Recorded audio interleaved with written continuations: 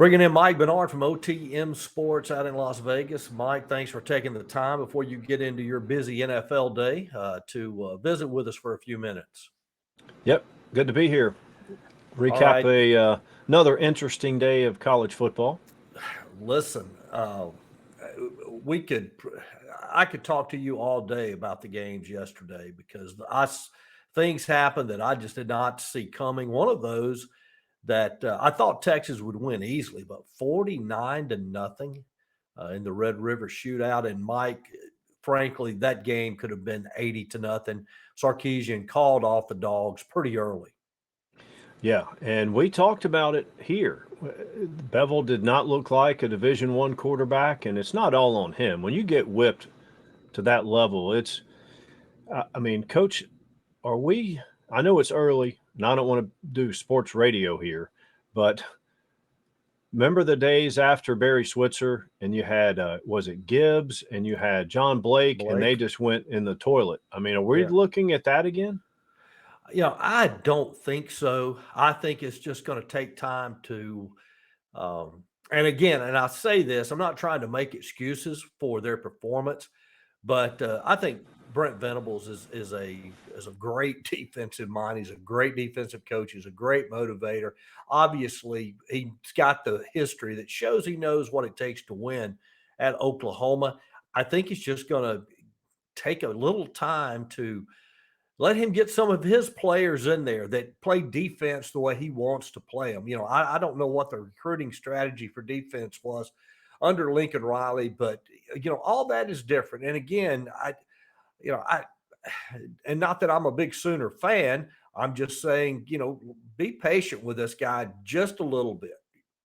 Yeah, I think he's the best defensive mind. I mean, you can argue Saban and Kirby Smart and the guy that's his DC now. But yeah, but you have to have the right personnel.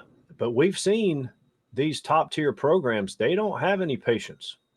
They really don't right now, and that's a scary thing if you're still in the coaching profession. Now you're talking about great defensive minds, and we've talked about this on the shows, and we've also talked about it on the air.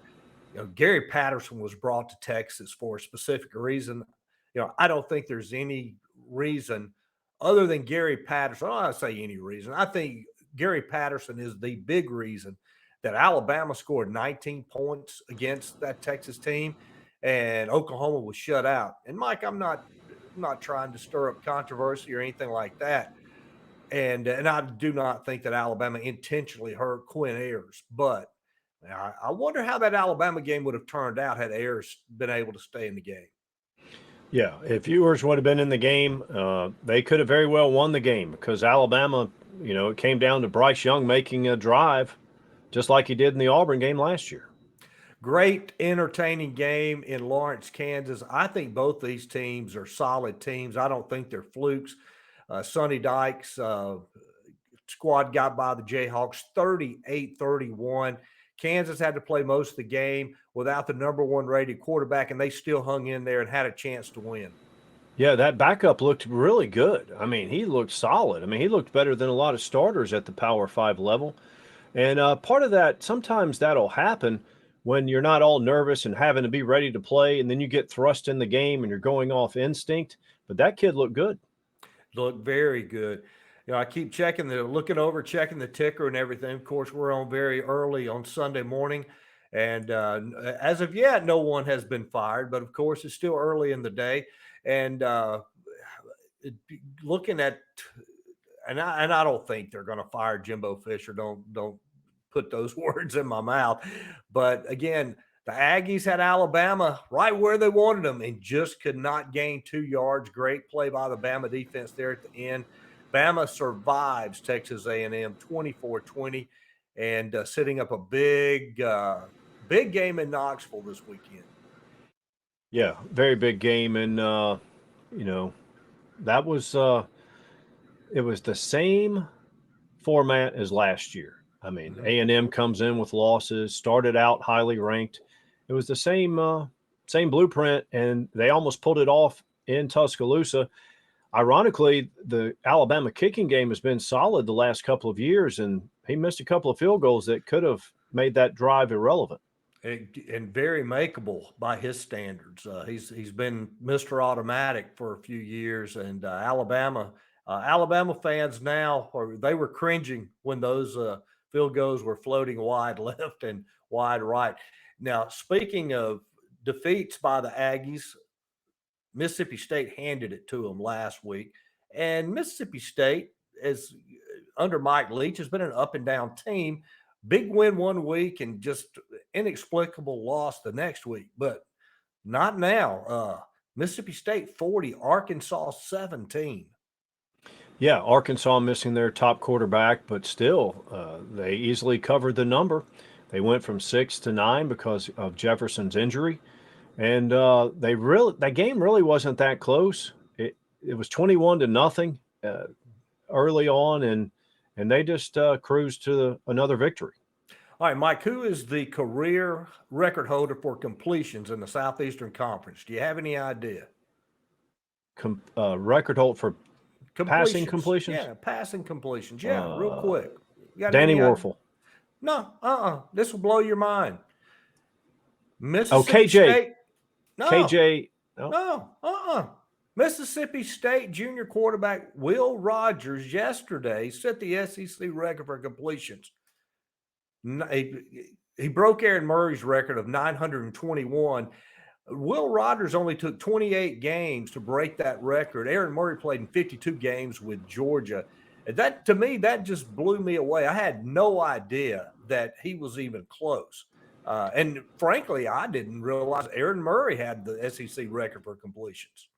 Right. Well, the Mike Leach, remember Andy Reid, he used to get criticized when he was at the Eagles for not having a running game, but he had Westbrook and he just threw those little passes, and that's what Leach does. So that would make sense. My guess should have been some formal, maybe a Dak Prescott or that KJ kid but he was only there 1 year. So that's surprising. Right.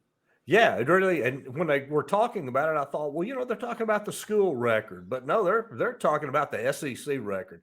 But again, forget pass completions and forget offenses. Man, I love that Illinois-Iowa defensive struggle last night, 9-6.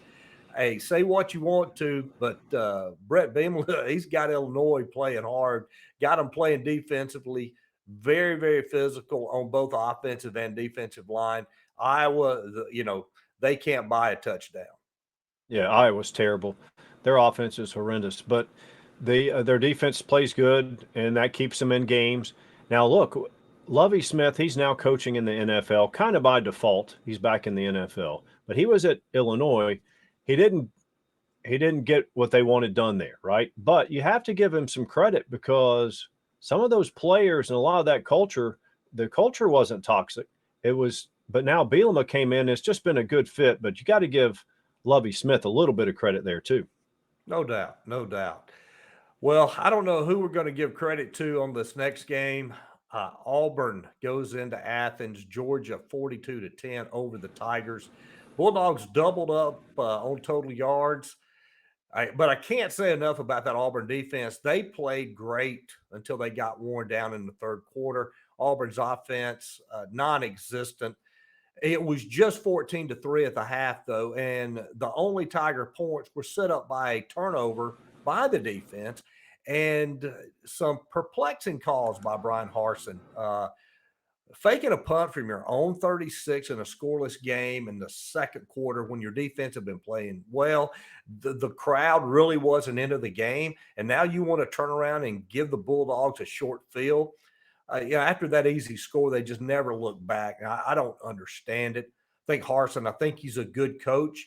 Just don't think he's a fit for the SEC. And as I said, I keep checking the ticker to see if anything's coming across, because it wouldn't surprise me if any moment we see something saying that he's been relieved of his duties. I hate it for the players, but because they certainly play hard for it. I will give Auburn that much. They are playing hard, but it's never been more evident than right now than this experiment in a head coach from Boise State coming into the SEC. This experiment is failed. Yeah, and third string quarterback going against, well, he's third string in the fall camp, going against that Georgia defense, it was a tough ask. Georgia was favored by 28 points. The total was 49.5. That last touchdown by Georgia put the game over the total. I have Georgia rated a tick higher than Alabama on my power ratings, and that's fluid. It changes week to week. If all goes to form, it won't matter because those two will meet in Atlanta. As for Auburn, it's not if, it's when Harsin has shown the door. Yeah, it's just a matter of time. It's it's like the old uncle on life support. He may lie up there for 3 or 4 weeks. You go by and see him, but this is not going to end well. Yeah, depends on how much money he has, right? That's right. Okay, Tennessee 40, LSU 13. The Vols, they look like a complete team to me. They go into Tiger Stadium. They control LSU from start to finish. The game was never in doubt. LSU, they fumble the opening kickoff, and they just never could get on track. But from the Tennessee side, Hendon Hooker, don't think that he gets enough credit or the respect that he deserves. He's just been outstanding. Now, with Alabama's win over Texas A&M, there may be a little change of 1 and 2, but we're still going to have a top 10 matchup in Knoxville this week. The leaves are changing in the South. It's the third Saturday in October, and it only means Alabama, Tennessee. Now, Saban, since he's been at Alabama, he's never lost to Tennessee. Bryce Young, of course, didn't play last night in the win, but they're going to need him in Knoxville this week. And think about this. As good as Tennessee has looked the last few weeks, they've done it without their best receiver, Cedric Tillman, and he's expected to be back this weekend. And to show how important that kid is, when the odds makers determined that he was not going to play, the line dropped below 3. Now, Tennessee was solid in all 3 phases in Baton Rouge. They won, they covered, the game stayed easily under, which, by the way, that Tennessee defense doesn't get the credit because the offense is getting all the attention, but the defense has been solid. LSU, I needed them to lose Saturday because we had Tennessee, but now I need 3 more wins out of the Tigers to get our season's win bet. I think we'll get there, hopefully. So Alabama needs Bryce Young in case this game turns into a track meet, and it very well could. But I think there may be more to his injury than we know. I think so. And I think it's interesting that the teams now look at Oklahoma yesterday. Dylan Gabriel, he goes out and warms up and didn't put on his street clothes until the Sooners went back in and he came out for the game. I don't think he was never going to play, the game time decision. Same thing with Bryce Young. Even though he kept his uniform on the entire game, I don't think there was ever any chance of him playing last night. No, you could tell by the pregame. And plus, when you get inside information, and I'm not, I'm just saying, I think he's injury is more serious than they're letting on, and they're just stringing it out. UCLA, everyone's kind of looking at Chip Kelly saying, are these guys for real in those powder blue jerseys? And I'm thinking they are. They spank Utah 42-32, and I say spank, and it's only 10 points, but it wasn't that close. Now, listen, nobody's showing up to watch them in person in the Rose Bowl. I think they had right at 40,000 yesterday in a 90,000 seat stadium. Well, a lot of those were Huskies too. A lot of those Utah. Utes, yeah, a lot of Utes, yeah, and the Bruins are bowl eligible. Let's just say that at 6-0, and that's been a big deal for the Bruins in recent years. No longer are the days where the Bruins were, either going to a Rose Bowl or a top tier bowl. They've been going to the Hunger Bowl and places like that when they could get bowl eligible. So this is a big deal.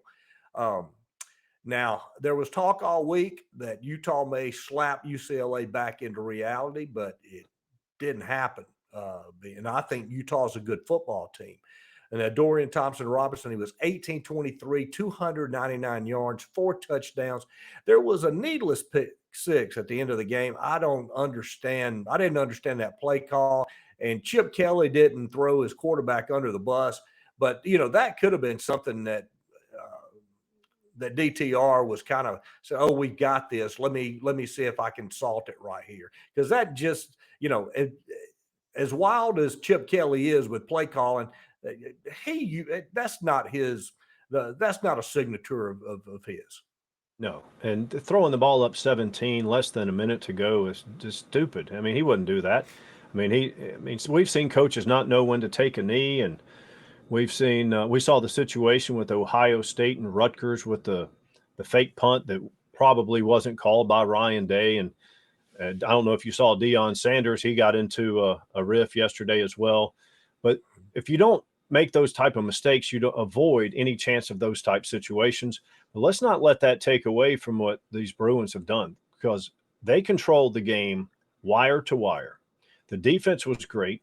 Coach, Utah had 4 possessions that ended inside the Bruin 28-yard line or better, and they mustered 3 points. So the defense of old, heck, the UCLA defenses of 2 years ago would have given up a touchdown on all 4 drives. Yeah. So they only gave up 3 there. They've been solid.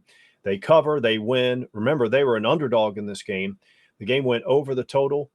Next week, the Bruins have off, and then after that, they're at Oregon on October 22nd. So that should be a marquee game for sure. Okay, we talked about Alabama, Tennessee being a top 10 matchup. We're going to have another top 10 matchup with Penn State at Michigan. Nittany Lions were open this weekend. Michigan kind of struggled early with Indiana, but then pulled away from them.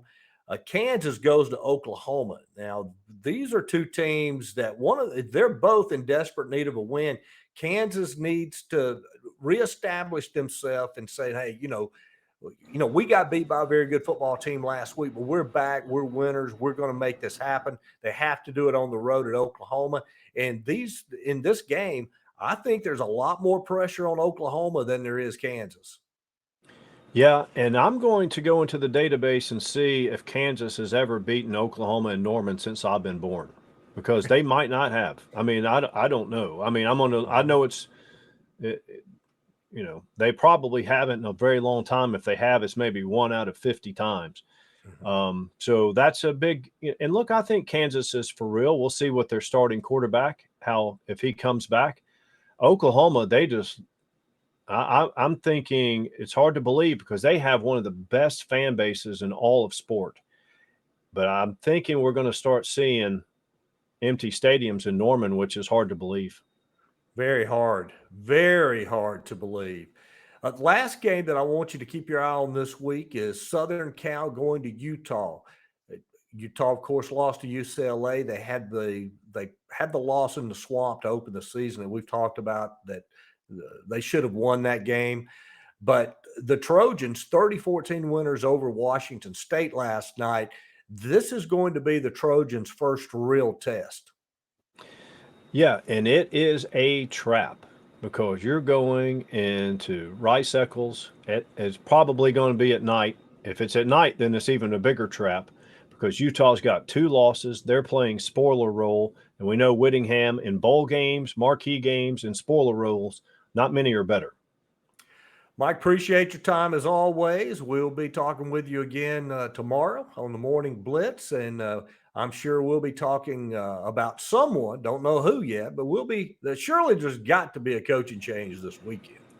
Yeah, no doubt. That will be running to form if it does happen. All right, take care. Mike Bernard, OTM Sports out in Las Vegas. We'll be back after this quick break on Game Day Sports Radio.